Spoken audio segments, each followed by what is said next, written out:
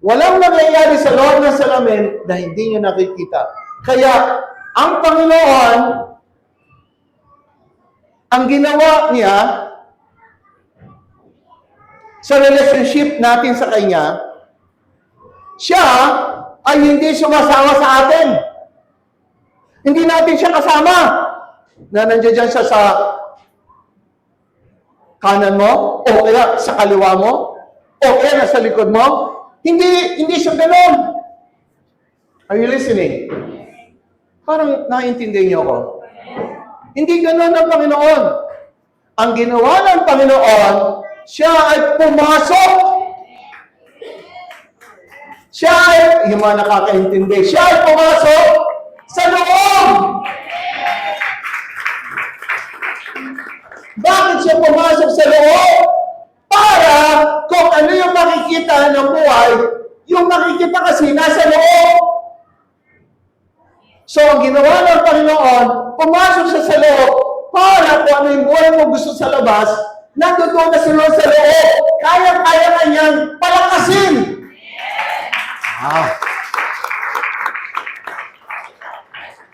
Yun, no? Kaya ang manabela ng buhay ay nasa iyo. Wala kang sisisiin anumang nangyayari sa iyo sa sino man. Lahat ng pumasok sa buhay mo, galing sa iyo. Sino makakatanggap nun? Taas nga kamay, sino makakatanggap nun? Alam niyo ba, iyan ang isang malaking pribileho na mabuhay sa ibabaw ng mundo. Great privilege is equal to great responsibility.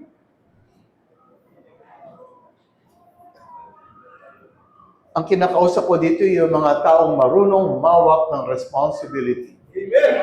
Kaya mo bang hawakan ng responsibility ng buhay mo? Amen. Kaya mo ba?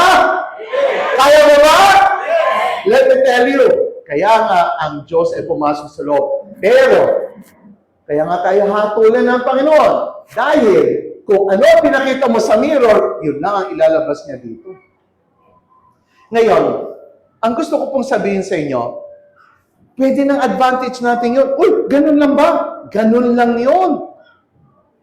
Kung ano yung pakita mo mayaman ka. Ano sasabihin ng mirror? Mayaman o mahirap? Pakita mo talunan ka. Ano makikita ng mirror? Mga kapatid, pwede nyo nasagutin ang buhay ninyo. Bakit katalunan? Pinakikita mo sa mirror, sa loob ng iyong consciousness, isa ang talunan. Kung palagi mong iniisip, wala akong magagawa sa buhay ko. Wala naman akong pinag-aralan, college. Ako na may walang pera. Wala naman akong kamag-anak na mayaman. Sino magpapautang sa akin? Pag ganyan ang kaisipan mo, iniharap mo sa mirror, ano sasabihin ng mirror? Kung ano pinakita mo, yun lang din ang ilalabas niya. Kaya kadalasan, ang sinasabi ko agad sa inyo, isigaw nyo kung sino kayo, I am. Pag iniharap mo sa mirror, I am poor. Ano sasabihin ng mirror? Eh di poor.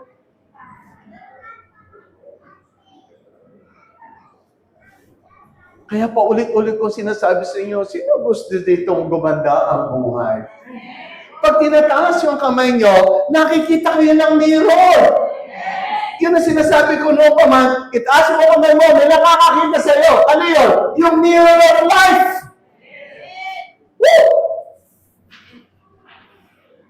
Sino dito nakikita niya na kahit tumanda siya ng 75, 78, 80, 85, malakas pa rin ang kanyang head. Sino dito? Alam niyo ba? Yan ang tinitignan ko lagi sa isip ko.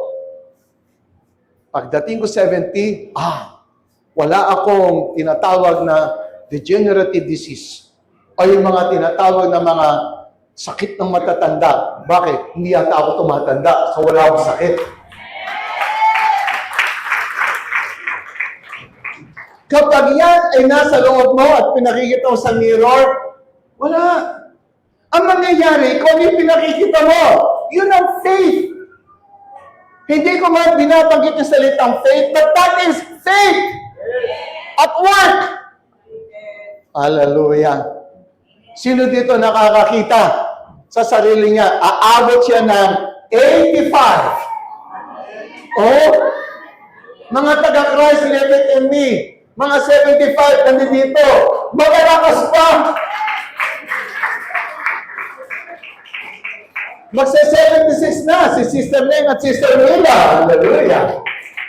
Pero si Sister, ilang taon na? 76. Oh, yun ang Panginoon.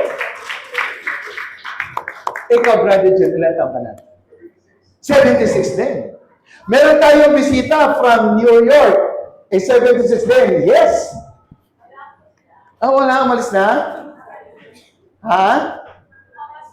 Ano mabas? Alright. Okay. So, mga kapatid, it is the mirror. Now, the next thing I'm gonna say is this.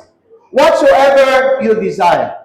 Now, kanina nung kayo nag-imagination, alam niyo kung nakikita niyo lang yun na nagpi-play sa inyo, panalo na kayo. Pakikita ko naman kung bakit hindi ganun kabilis kayo makapag-imagine. Para magawa ninyo. Kasi, when you imagine, that's already what you saying. This is what I believe. Yung faith ninyo, hindi blind na, ako, I believe it. Ay, ano pinaniwalaan mo? Basta. Walang basta. Kailangan may nakikita ka. May napipicture ka. Now, alam niyo ba, dito ko ngayon ilalagay kung paano kayo magkakaroon ng magandang imagination. Show you now. Nakalagay, verse 23, Verily I say unto you, whosoever shall say unto this mountain. Ayan. Now, sinabi ko nung last 2 weeks, ang mountain ay ito yung mga mountain sa isip nyo. Correct. Now, ang susunod ko sasabihin sa inyo, mga kapatid, totoo lang, sa loob ng mga isip natin, maraming nakaharang na mountains. Kaya hindi mo ma-express ang God na nasa iyo. Hindi ka makapag-imagine kasi nababarhan ka, na-obstacle ka ng maraming mga bundok. At ang bundok na ito, sa loob, ay nagsisignify na mga harang. Kung bakit hindi ka fully express ng iyong gustong isipin. Dahil itong mga bundok na ito yung pinare-remove ng Panginoon. At ang magre-remove na ito, nakalagay, be thou removed. Ang magre-remove nito ay yung tao mismo sa sarili niya. Sana po maintindihan nyo. Ganito po yan. Tayo po ay meron tinatawag na deliverance ministry. Sa deliverance ministry, pag ikaw ay na-deliverance, may mga espiritong paalisin. Ang mga espiritu po na pinaalis, kapag kayo ay na-interview at malalaman, halimbawa, nakitaan kayo, meron tinatawag na spirit of anger. Yon, isa yon, spirit yon. Spirit of resentment, isa yon. Spirit of bitterness, spirit of rebellion. Yan. Spirit of, infirmity, mga sakit. Spirit of doubt. Ngayon, marami po yan. Ngunit itong mga spirit na ito, para sila makapasok, meron silang nakikitang kanyang tirahan. Ano naman yung kanyang tirahan? Halimbawa, sa loob ng tao, meron siyang character, ugali, na kung saan madali siyang magalit, madali siyang magtampo, madali siyang magsuspect, o kaya lagi siyang alinlangan. Isa mo na itong parang kind na nature ng iyong sarili na iyong pinapahayag.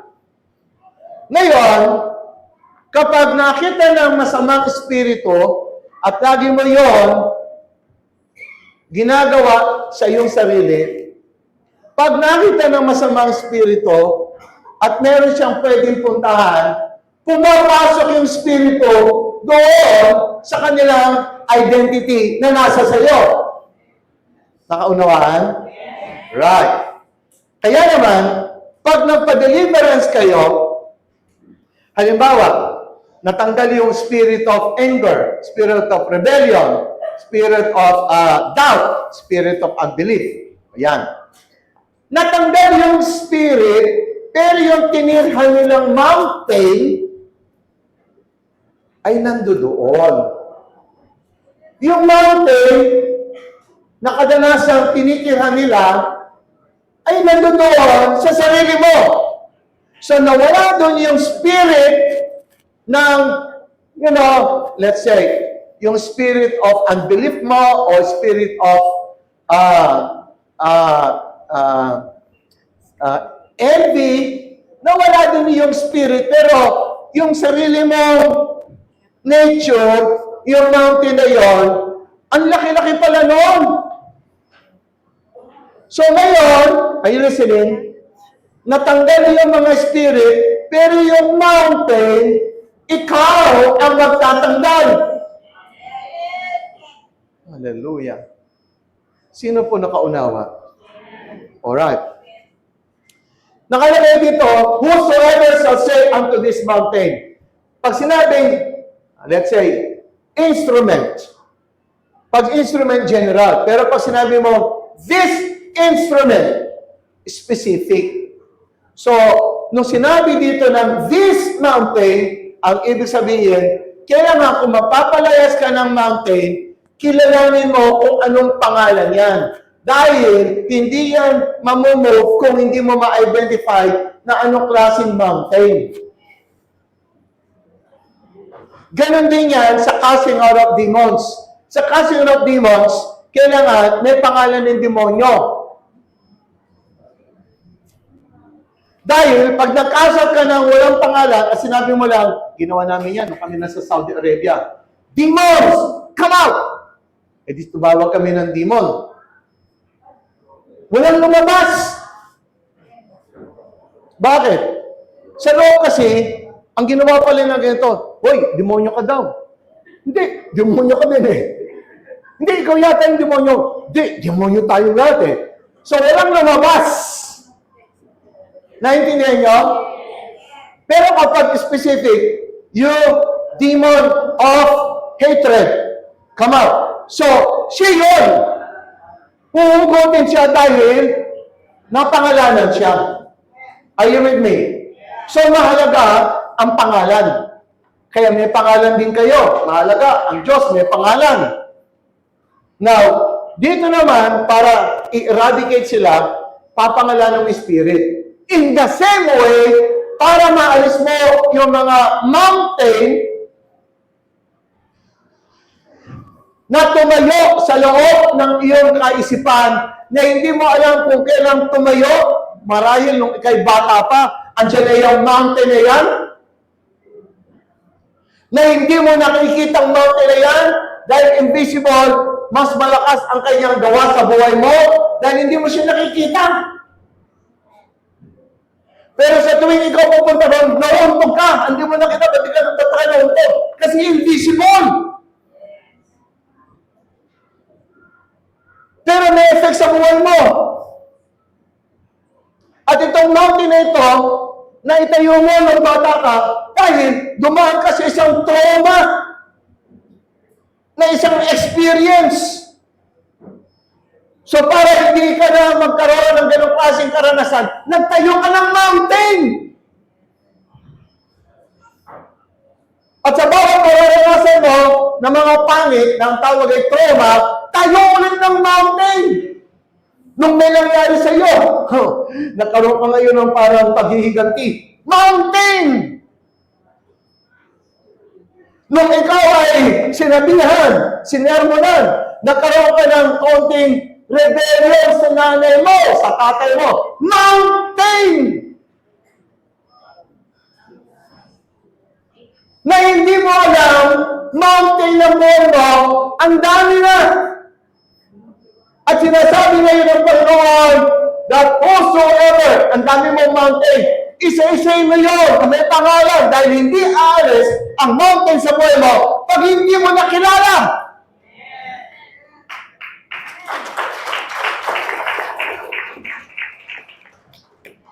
Hinihiling ng Biblia na kilalanin mo dahil kailangan mo makilala Dahil pag ito ay nakilala mo, tinanggap mo, ibig sabihin, naglalagay ka ng humbleness sa buhay mo. Ibig sabihin ng humbleness, kinilala mo na naging ganun ka pala. Kinilala mo na may mountain ka pala sa buhay mo ito. Dahil para makilala, dahil para ikaw mabago, kailangan palaman mo muna kung ano yung sira bago ka gagawa. Sa anumang bagay sa material, kung meron kang i-repair, alamin mo muna kung ano ang sira. Kaya ang magaling na mekaniko, pag may sira, ang unang magaling na mekaniko, aalamin kung saan ang pinakang sira. Dahil baka makuha niya yung isang hindi sira, yun ang kanyang gagalawin. Kung baga sa mga doktor, nagpa-check up ka, alright, in-opera ang tiyan mo, pero ang sakit mo pala,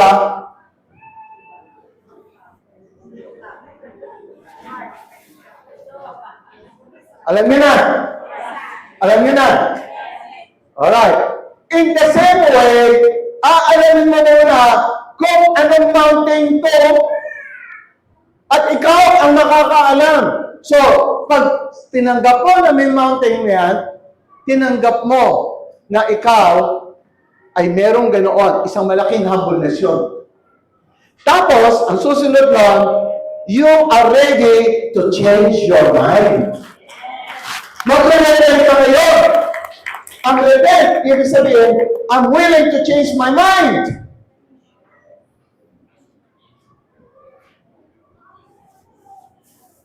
Oh. Hallelujah. That whosoever shall say unto this mountain, be thou removed. So, may mga mountain tayo sa buhay.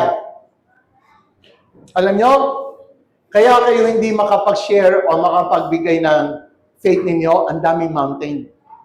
Itong mountain na ito, they're all mountains na lumalaban sa iyo. Akalain niyo yun, di ba, sa isang lugar, ang sarap na nakatira sa plain lang, kaya ang city nasa plain. Are you with me? Tapos andyan yung mountain. Sa city, laging plain yan. Ang buhay mo, kung may plain, wow, makakakilos ka kaagad. Pag mountainous yan, ang hirap. Are you with me? Are you following? Sa buhay mo, kapag maraming mountain, na meron ka palang sasabihin, ang dami ng mountain na kaharang. Pag sinabi mo, kaya ko to. Bilang may mountain kagad, nako, hirap yan. May mountain naman, ang liit-liit ng kakayanan mo. Ang daming mountain na magsasalita sa iyo. Sino nakaka-relate? So, yung mga mountain mo ng mga nakaharang. So, paano mo ba ipapakita sa mirror yung gusto mo? Ang dami mga boses na magsasalita sa iyo. Yan ang mga mountain na nangusap sa iyo. Sila yung mga mountain para hilahin ang paa mo pababa. Kaya nakakaranas ka ng may gusto kang gawin pero hindi mo magawa. Bakit? Nakita mo yung mga mountain, no? Anong gagawin mo ngayon? Sasabihin mo sa kanya, by the authority of Christ in me. Oh. Sasabihin mo sa mountain ito, anong mountain yan? Halimbawa, nagkaroon ka ng karanasan trauma ng rebellion, kaya hindi ka marunong sumunod, hindi ka marunong makasunod, hindi ka marunong sumang-ayon, lagi kang lumalaban. Tapos nakita mo na hindi ikaw yun, may mountain ka. So ang sasabihin mo, by the authority of Christ who lives in me, right? Mountain of rebellion, be removed and be cast into the sea. Oh, mga kapatid, nagka-casting out na kayo. Kung merong casting out sa evil spirit, may casting out sa mountain. Parang tahimik lang kayo pa. Loading. Ulitin ko, ha? Sino nakaranas dito dumaan sa deliverance ministry na naranasan yung mga evil spirit lumalabas? Dumudura sila, sumusuka sila. Taas ang kamay na dumaan sa deliverance.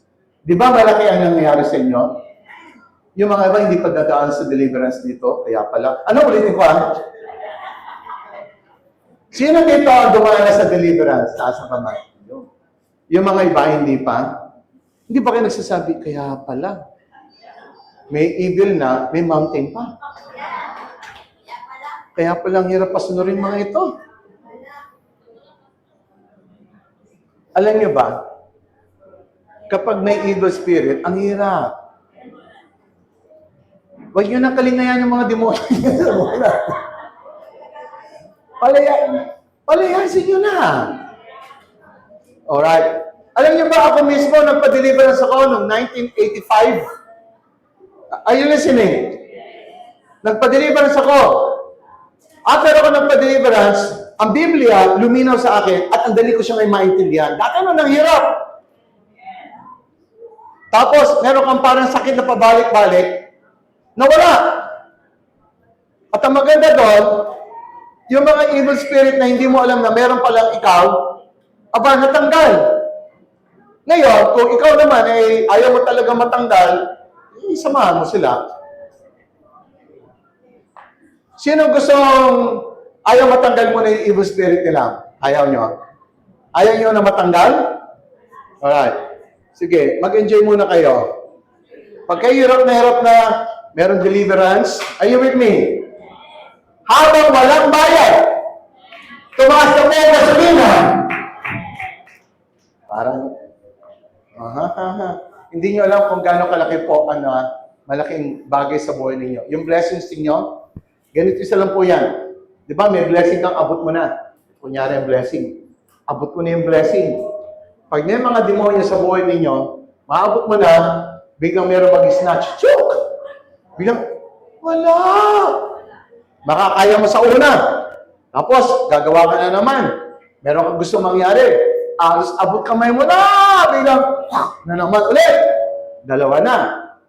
Right? Hanggang sa manghina ka. Bakit? Kasi, merong evil spirit sa inyo, mag-snatch away dahil may access sa buhay nyo.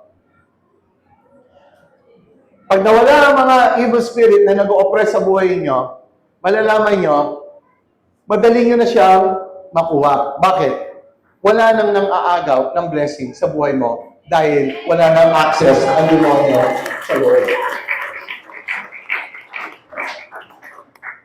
Ngayon, kung gusto mo talagang mas maganda, yung pinamahayanan niyang bundok, pwede mo rin tanggalin. Kasi sila yung mga bundok na nakaharang sa isip mo. At yun ang gusto kong ipaliwanag sa inyo ngayon, huwag nyo hayaan, nandiyan siya. Pwede naman nyo linisin. Sabihin mo sa kanya, be thou removed, and be thou cast into the sea. Now, kung sinasabi mo ito na wala kang alinlangan, at sinasabi mo to with power, na sinasabi mo by the authority of Christ lives in me. O, di ba? Christ lives in me talaga. Then, you can now speak to that mountain. Ayaw mo na sa mga doubt. Ayaw mo na sa lack of confidence mo. Ayaw mo na sa mga unbelief. Ayaw mo na sa mga unforgiveness ng mga mountain na yan. Since nawala na yung demonyo doon, nagpa-deliverance ka na. So mountain na lang ang iyong ikakast. At ikaw, kaya mo na. Sinasabi ko to mga kapatid,